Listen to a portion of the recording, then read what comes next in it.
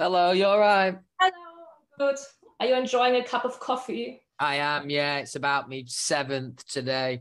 Oh, a long day. So, firstly, Louis, I have to tell you, it's a massive honor for me to talk to you today because I'm a fan of yours for years now. Oh, nice one, thanks. I've been to your concert in Vienna in April, I think. It Oh, was sick. fantastic. It was Nice. fantastic. You're going on tour now again. And I checked the prices today, and something that really stood out for me is how affordable the concert actually is. And you don't have VIP tickets this time. How come? Explain the process to me. Um, it's something that's really important to me. And for not to confuse anyone for the reasoning behind it, it's nothing about playing bigger venues and putting cheaper tickets on to try and sell more tickets. It is about being affordable. And I suppose it's I didn't grow up with, a lot of money in my family. So I think those things, they do kind of, they're important to me. They're really important to me. They've always been important to me. Um, I think it'd be good to see a bit more of that in the industry. And in terms of the VIP stuff, I mean, some of the prices of like some of the VIP things are fucking insane. They Like, are. um, I don't really agree with it. Like, I mean, each to their own, I suppose. But I personally don't really agree with it. It's hard to really put a price on these things. I mean, don't get me wrong, we did do them in the band. I can remember being uncomfortable with it in the band, especially because the experience that you're providing and charging fucking loads of money for, like it's because there's so many people that come to these things. You only get like 2 minutes with the artist, and then it's on to the next person. So it doesn't feel like the right thing to be charging fans for. I don't think they already have to pay for enough. If I'm not wrong, you learned to play the piano, at least some songs, and the guitar during lockdown. Can we see anything of the talent on the upcoming tour? Let's get one thing straight. I can play about maybe fucking 5, 6 chords on piano, and I've not tried in years. Guitar, I am trying to pick up more.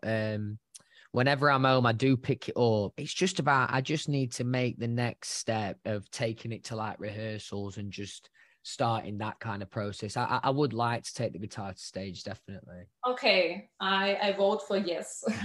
Nice. You've organized this amazing festival called Away from Home, and where you support rather small artists. Can we hope for another festival like Yeah, this? it's something I want to do annually. I want to try and do it every year. When I first had the idea about it, I appreciated it was an ambitious thing to pull off, but especially where we left it this year, I think, yeah, I can't see it going away. Like it's the fans seem to enjoy it. It gives me an opportunity to kind of show the fans bands that I'm listening to at the time. It gives me an opportunity to give other bands opportunities internationally. So yeah, it's something I'm really proud of.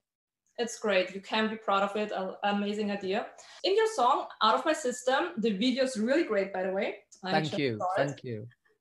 There's a line that really stood out for me. It's called "I'm taking all of my demons, putting them where I won't see them." And I struggle myself with an anxiety disorder. And I feel this line, maybe many fans of yours can relate to that. What advice would you give someone who is struggling with their own demons? I suppose. I mean, it feels cliche, but I don't think there's any better advice. Just talk if you can. If you do feel comfortable enough, talk to people around you, talk to your friends, talk to your family. That's where I find the most benefit, personally. And to be fair, it's always come natural to me. It's sometimes it's not as easy as others, but I always challenge yourself to talk about it because it always feels better after. Always. Yeah, yeah. I mean, it's a good advice actually because it's as something that helps me to just talk about it. But Mm. you have to find the strength to do that. So Yeah. But it's a choice if you're willing to be brave, and it's not always easy. But yeah, that's true. What I really like about your fan base is that they're very inclusive. Like I've been at the concert and there were like rainbow flags and funny signs, and they scream their hearts out, which I love. How do you feel about your fan base? Would you describe them in one word? um, oh, it's really hard actually to describe them in one word because so many different words come to mind. But the first word that came to mind was loyal. Really loyal to me. but passionate beyond belief. That's what I mean. There's constantly moments within the fan base. It might be a light show that they've all organized together on Twitter and then they bring to the live show, or it might be like how many people tuned in for that live stream that I did over lockdown that blew my mind. There's multiple times that they just continue to shock me with their level of dedication. It is like, it's mind blowing, really. And also it allows me to do what I want to do like that. And that's made me feel really good about my career. So obviously got them to thank for that. That's great.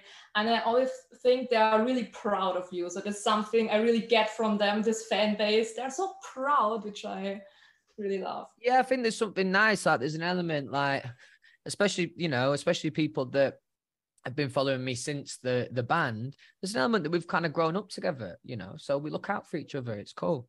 I'm in my 20s and I'm very passionate about musician and art, but I'm not taken seriously just because I'm a woman.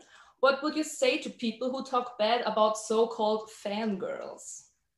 Oh, honestly, yeah. I'm pretty passionate about this, that the level of like understanding of, and obviously this is not the case for everyone, but the level of understanding sometimes that I see from fans online of the music industry blows my mind.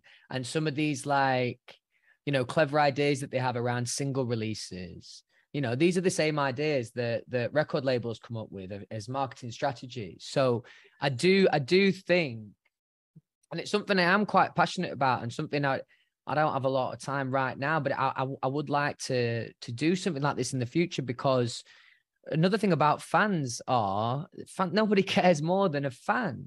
So actually to include fans, even on like marketing ideas, I think can never be bad, because they really, they understand what Twitter looks like. They understand what the fans want, and they're living it. So I do think, the stereotype of like a fangirl, it couldn't be further from the truth. Actually, there's so much passion and actual understanding of what they're talking about.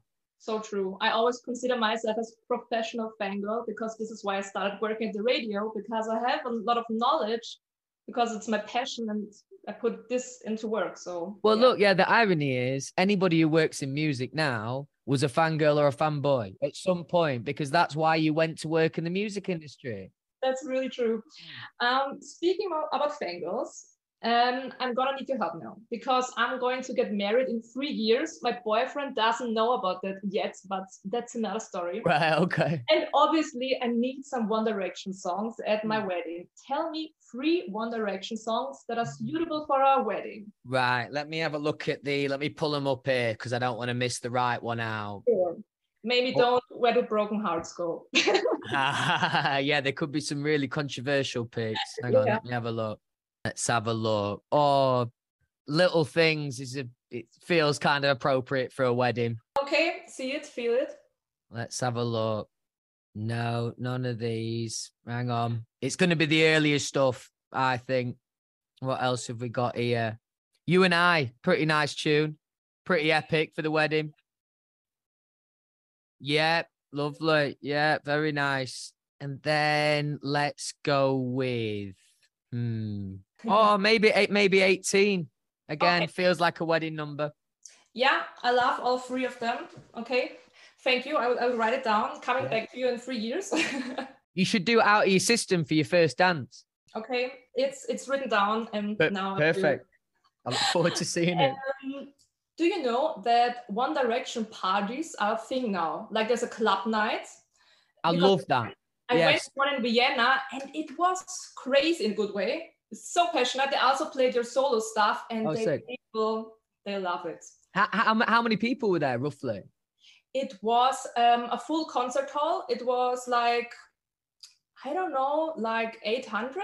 Oh wow, amazing! Sold out in minutes. It really. Eric is so passionate, and I really enjoyed it. Would you go undercover to one of these parties? I can't see that, but you know what? After a few vodka Red Bulls, I'd probably really enjoy it. No, I've seen a few videos of those online, and I think it's really good, man. It's good that the fans get a moment to kind of let off that steam while we're not doing gigs. Do you know what I mean? Totally. So back to your current music. Album is coming up, big one. Can you spoil anything? Like, will there be collabs? Is there a special song you can't wait for your fans to hear?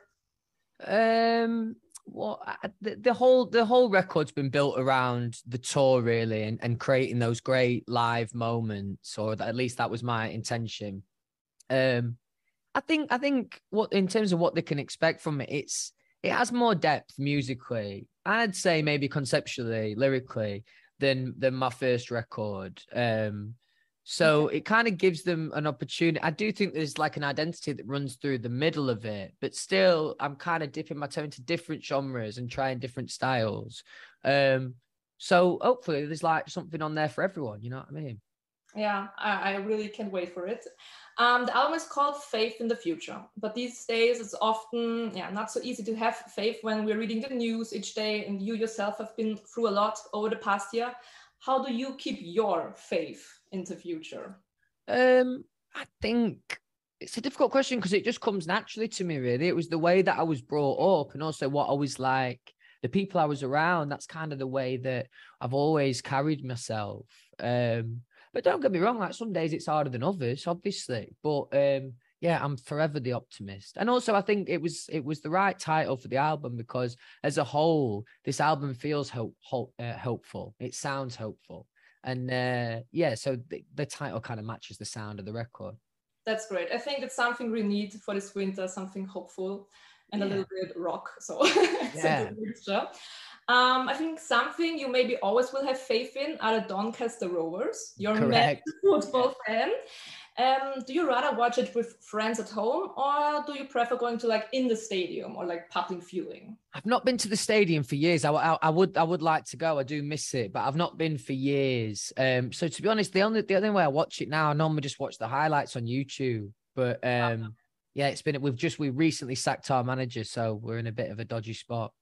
What is your favorite sport apart from football? I'm not of the I when I for the last it's only in the last couple of years that I've actually looked at any sport but football. I've been a bit of a sports snob, really, and just ignored Okay. every other sport. But more recently, I've got into the F1. I do really, really like that. Same. Yeah. I start watching the Netflix series Drive to Mm. Survive, and then I went to one of the races this year, Oh, where did you go? and in Austria, into the Red Bull Ring. Oh, sick. And Nice. now I'm completely hooked, and I every weekend I have to watch Formula One now. And Yeah, yeah, yeah. I love it, actually. I feel an idiot for missing out all the years I didn't watch it. we're slowly coming to the end. Halloween is coming up. Bit of a random question. You're spontaneously invited to a costume party. What do you dress up as? Oh, I'm not gonna lie. I'm one of those guys. I don't love dressing up. Don't get me wrong. If everyone's dressing up, I'm not gonna be the guy to turn up not dressed up. Obviously, I'll get involved if I have to. I don't love it. What would I go as for Halloween? Oh, Sid Vicious, just because I recently watched that Pistols series, so I come as Oh, Sid Vicious. okay. Good one. So, yeah, Louis, this is the end. I Right. have all my questions. Thank you so much for taking the time, really. Nice one. Thanks a lot for your time. Have a good day. All right. Thanks a lot. Cheers. Bye.